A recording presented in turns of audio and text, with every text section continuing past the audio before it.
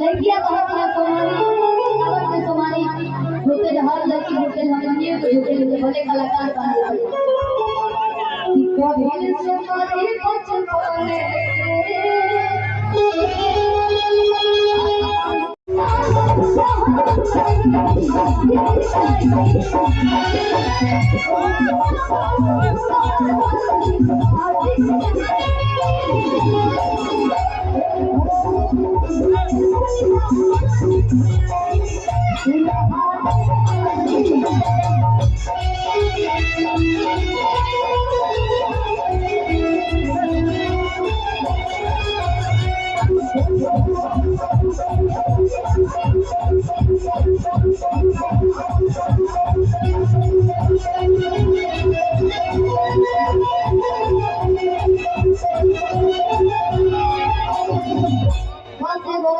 गाना रही बात पूरा कलाकार मंडली में सबसे छोट गायिका हमारी बात हमारी तो भाई बात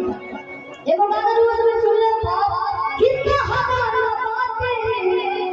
संग प्रहलाद कि छाने बदले अरे कहा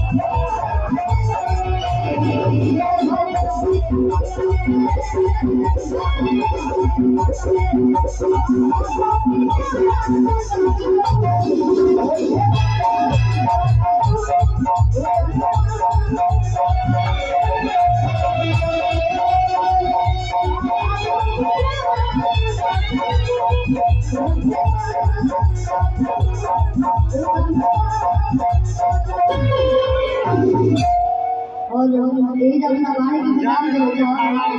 अगला कलाकार